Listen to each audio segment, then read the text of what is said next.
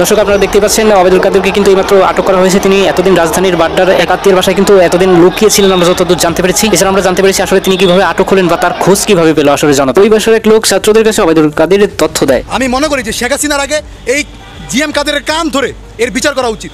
এবং আপনারা দেখবেন রংপুর এবং বিভিন্ন জায়গায় জাতীয় পার্টির অনেক নেতারাও বন্দুক চালিয়েছে, সাধারণ ছাত্রদের হত্যা করেছে। জাতীয় পার্টি কেন ও কিভাবে প্রধান উপদেষ্টার সাথে বৈঠকের সুযোগ পায়? যে জাতীয় পার্টি ছিল আওয়ামী লীগের গত 15 বছরের দুঃশাসনের প্রকাশ্য পার। দেশে ফিরে এনে শেখ হাসিনাকে বিচারের মুখোমুখি করা উচিত বলে মন্তব্য করেছেন জাতীয় পার্টির চেয়ারম্যান জিএম কাদের। এ বিষয়ে রাষ্ট্রীয় উদ্যোগ নেওয়া দরকার বলে মনে করেন তিনি। এই দাবি আমি করেছি, এটা আমি মনে করি এটা ন্যায্য দাবি এবং ওনারও নিজেরও এখানে এসে বিচারের সম্মুখীন হওয়া উচিত। উনি দেশের নেতা ছিলেন, সকলের সামনে তার জবাবদিহি করা, তার দোষ করলে দোষ স্বীকার বা অস্বীকার যেটাই হোক, বিচার হওয়া উচিত তার কাজে। ওনার যদি এই সাহস থাকে উনি আসা উচিত, আর যদি সাহস না থাকে তাহলে উনি রাজনীতি থেকে বিদায় নেওয়া উচিত। আরও একটি আপডেট নিউজে আপনাদের সকলকে জানাই স্বাগতম। দর্শক, শেখ হাসিনার আগে জিএম কাদেরের ফাঁসি দাবি করে যে মন্তব্যগুলা করেছেন, কারণ জিএম কাদের হচ্ছেন একজন দুইমুখী সাপ। এই থাকছে আওয়ামী লীগে, এই বিএনপিতে, এই জামাতে, এই নির্বাচন করবে না আবার নির্বাচন করে। এদের মতো কুলাঙ্গার পার্টি আর বাংলাদেশে আর কোনো একটা নেই। দর্শক, জিএম কাদেরের নেতৃত্ব কিন্তু অনেক ছাত্র হত্যা করা হয়েছে, আর এই নিয়ে চাঞ্চল্যকর তথ্য রয়েছে আজকের এই ভিডিওতে। যেই ভিডিওটি দেখলে, যে কথাগুলো শুনলে আপনার গায়ের পশম দাঁড়িয়ে যাবে। অত্যন্ত গুরুত্বপূর্ণ আজকের এই ভিডিওটি, কেউ স্কিপ করে যাবেন না। আবার দেখেন, শেখ হাসিনাকে ফিরিয়ে এনে বিচার করা উচিত, এমনই মন্তব্য করেছেন আবার জিএম কাদের, কারণ সে হচ্ছে দুইমুখী সাপ। আমি আগেও বলেছি। দর্শক, আজকের ভিডিওতে খুবই চাঞ্চল্যকর তথ্য রয়েছে, কেউ স্কিপ করে যাবেন না, অবশ্যই না টেনে সম্পূর্ণ ভিডিওটি দেখুন। কে কোন জেলা থেকে আজকে আমাদের এই ভিডিওটি দেখছেন অবশ্যই কমেন্টসের মাধ্যমে জানিয়ে দিন। দয়া করে আজকের এই ভিডিওটি আপনার সোশ্যাল মিডিয়াতে একটু শেয়ার করে দিন। চ্যানেলে যদি নতুন হয়ে থাকেন, প্রতিনিয়ত সবার আগে আপডেট নিউজগুলো পেতে আমাদের এই চ্যানেলটি সাবস্ক্রাইব করে রাখুন ও একটি লাইক দিয়ে দেখতে থাকুন সম্পূর্ণ ভিডিওটি। আমি মনে করি যে শেখ হাসিনার আগে এই জিএম কাদেরের কান ধরে এর বিচার করা উচিত। এবং আপনারা দেখবেন রংপুর এবং বিভিন্ন জায়গায় জাতীয় পার্টির অনেক নেতারাও বন্দুক চালিয়েছে, সাধারণ ছাত্রদের হত্যা করেছে।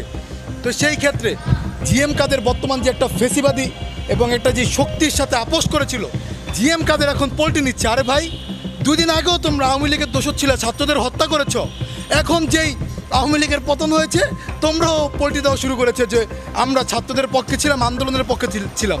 তাহলে চূন্য থেকে শুরু করে তোমাদের রংপুরের লোকেরা কেন সাধারণ ছাত্রদের বুকে গুলি চালিয়েছে? তোমাদের কাছে একটা প্রশ্ন রেখে গেলাম। এবং জাতীয় পার্টিকে বাংলাদেশে নিষিদ্ধ করে মির্জাফর সংগঠন হিসাবে ইতিহাসের পাতায় লেখা হোক। এবং এই জিএম কাদেরকে, হাসিনা তো পলায় গেছে, জিএম কাদের কিন্তু বাংলাদেশে আছে, এই অমানুষটাকে অতি শীঘ্রই আইনের আওতায় এনে শাস্তির ব্যবস্থা করতে হবে জিএম কাদেরকে। 14 সালে আপনারা দেখেছেন, তখন আমরা ছোট ছিলাম।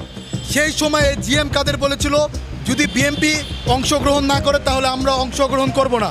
কিন্তু তখন বিএনপি অংশগ্রহণ করে নাই, কিন্তু জাতীয় পার্টি এই মির্জাফর অংশগ্রহণ করেছে। 2018 সালে আপনারা দেখেছেন যে সেখানে রাতের বেলা ভোট চুরি হয়েছে। এই নির্বাচনে জিএম কাদেরের মতো বেইমান বাটপার চোর বাটপারি করেছে, সাধারণ মানুষের রক্ত চুষে খেয়ে এরা নির্বাচনে অংশগ্রহণ করেছে। 2024 সালে এসেও এরা সেম কাহিনী করেছে। এই মির্জাফরি কর্মকাণ্ডের সাথে এরা সম্পৃক্তভাবে জড়িত। এবং দেশের মানুষকে হত্যার পিছনে যদি আওয়ামী লীগের 10% থাকে, জিএম কাদেরের আছে 20% হাত। কারণ যদি তখন নির্বাচনকে এরা বৈধতা না দিত, এরা যদি অংশগ্রহণ না করতো, তাহলে জাতিসংঘের কাছে কিংবা বহির্বিশ্বের কাছে আমাদের নির্বাচনটা বৈধতা পেত না। তাদের নির্বাচনের কারণে আমাদের বহির্বিশ্ব আপনার নির্বাচনটা বৈধতা ঘোষণা করেছিল, চাপের কারণে হোক বা রাজনৈতিক প্রেক্ষাপটে হোক। সেই ক্ষেত্রে হেফাজতের সময়ের কথা আমি বলি, হেফাজতের সময় 30,000 আলেম ওলামাকে শেখ হাসিনা হত্যা করেছে এবং তিনি সরাসরি স্বরাষ্ট্রমন্ত্রীকে নির্দেশ দিয়েছিলেন যেন হেফাজতের নেতাকর্মীরা উঠে যেতে না পারে। আচ্ছা, প্রধানমন্ত্রী শেখ হাসিনা এরা বলে যে বঙ্গবন্ধুকে 15ই আগস্ট হত্যা করা হয়েছিল। তাহলে প্রধানমন্ত্রী একদিন বলেছিল যে হেফাজতের লোকেরা রাস্তায় রং মেখে শুয়ে আছিল, পুলিশ এসে লাঠি দিয়ে গুতা দিছে, তারা নাকি উঠে দৌড়িয়ে পালিয়েছে। তাহলে আমি যদি এখন বলি বঙ্গবন্ধু আগস্টের সময় আপনার রং মেখে শুয়েছিল, পরবর্তীতে তিনি পালানোর সময় মিলিটারিরা তাকে গুলি করে হত্যা করেছে, তখন আপনার কেমন লাগবে? সো এই কথাগুলো থেকে বিরত থাকেন। এবং জিএম কাদের বলেন কিংবা তাদের যেই রৌনক এরশাদ আছে, এদেরকে অতি শীঘ্রই বহিষ্কৃত করতে হবে। এরা চাটুকার, এরা বাংলাদেশের জন্য একটা ভয়ানক আপনার কি বলে এটাকে, করোনা যেমন একটা আপনার ভয়ানক রোগ, এরকম এরাও বাংলাদেশের জন্য একটা ভয়ানক অস্ত্র হয়ে দাঁড়িয়েছে। এদের বিরুদ্ধে আমাদের সোচ্চার হতে হবে এবং এদেরকে সব জায়গা থেকে প্রতিষ্ঠিত করতে হবে এবং ওপেনলি যেন এরা কোনো মিছিল মিটিং না করতে পারে, বাংলাদেশের কোনো জঙ্গি সংগঠন, কোনো টেরোরিজমে আওয়ামী লীগের মাধ্যমে তৈরি না করতে পারে। আমাদের সতর্ক থাকতে হবে।